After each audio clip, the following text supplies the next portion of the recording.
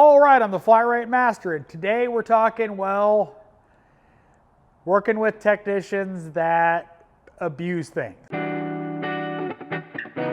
So last week I did a video I titled Working with a User Tech. I didn't really think of it the way a lot of people thought of it, and I thought it would be a fun video for y'all to hear some of the users I've worked with, and you know what I mean. Now, I've worked with a lot of drunks, and I've worked with 4 Walter White fans, if you will. I'm trying to stay YouTube algorithm friendly in case you can't tell. Here at this shop, I've only worked with 1 Breaking Bad fan, if you get my drift, and at the time, we had a sign-on bonus. We no longer have a sign-on bonus, so don't ask. But anyway, I was talking to the boss tonight about this video, and come to find out, he only worked at this shop for a month, and not a month continuous. But anyway, every time he got to the point of where he got another payment, well, he was off for 3 days. You get my drift, you know what he was doing. It sucked. It was horrible.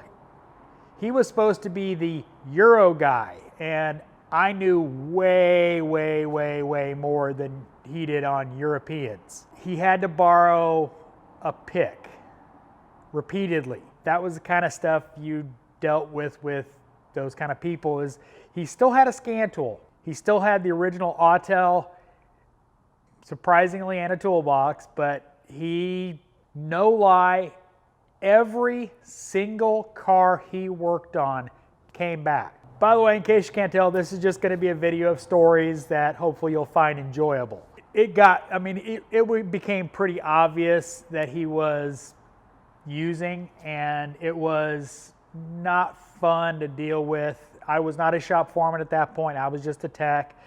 But he required, for an experienced tech, a lot of help. And it was, well, stupidly ridiculous. Like I said, he only lasted a month. It came down to the point where he just had to go, and no lie, every car he touched came back for something wrong with it that he caused. Some of it, a Dodge something or other, sunroof, came back with severe damage. That was quite expensive to fit. Now, one of the Walter White enthusiasts, actually, I didn't know him when he was on anything. When I met him, he was working at a shop I was working at. He was a great technician. He, unfortunately, when his mom passed away, he took it very hard and wound up with a felony on his record. And it caused him some issues with his career. He's now working for an elevator company, not touching any of the stuff. He got off all that. Another one I worked with, now I worked at 2 at the same shop. One, when I knew him, was a reformed. And when I worked with him, he didn't touch the stuff. Well, after I left, the owner of that shop, passed away. He wound up running the shop for the wife, and unfortunately ran it into the ground, and they had to shut it down. Well, next door to that place was another chain store. He went to work there as the store manager. Well, from what I hear, he wound up using again. The arrest record says he was using again. He wound up being on a local news channel for stealing a substantial amount of money from a customer for a deposit for parts that he took in cash. While this was going on, while the whole news thing was going on and still in progress, he was arrested in a customer's car doing donuts with stuff in the car, and a woman that was not his wife. So obviously, he, just saying, when I worked with him, he didn't do anything.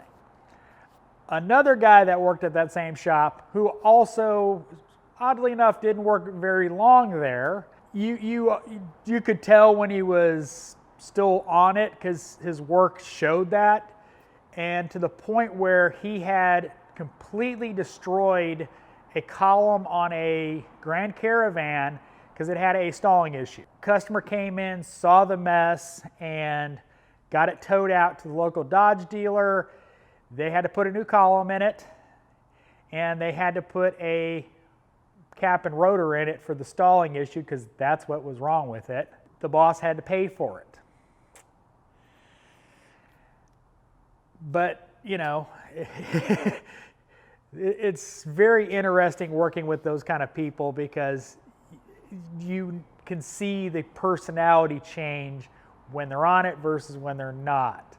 And it gets interesting. You know, sometimes the boss can't see what is seen easily, but, you know. And also, well, you know, if you've been in this business a while, you've probably worked with some that a little too much. Don't read anything into the Lagavulin hat. I don't drink that much. I only drink on the weekends, by the way. Just, you know, just saying. But I've worked with, like, one guy I worked with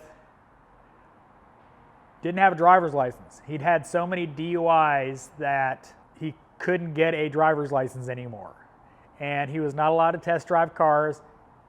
He was a good technician. He did not drink on the job. But when he left, and worked with another guy that, again, didn't drink on the job. But, you know, when he came in some mornings, you know he'd been hitting it really hard the night before because you could smell it on him. He was sweating it out. Not a pleasant smell. Again, just like the other people, their work goes like this.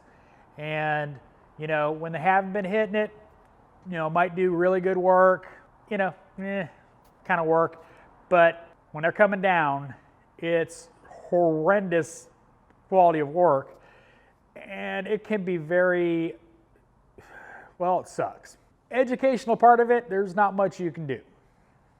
Until somebody has hit rock bottom or has figured out that they've got a problem and want help, they're not going to take help.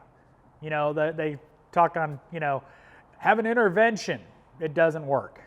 Until they're ready to accept they have a problem, they're not going to accept it. So it is what it is. You know, maybe losing their job will make them hit rock bottom. I figured since on the other video you went to that area, figured this would be a good follow-up video. So as always, thanks for watching. I am the Flat Rate Master.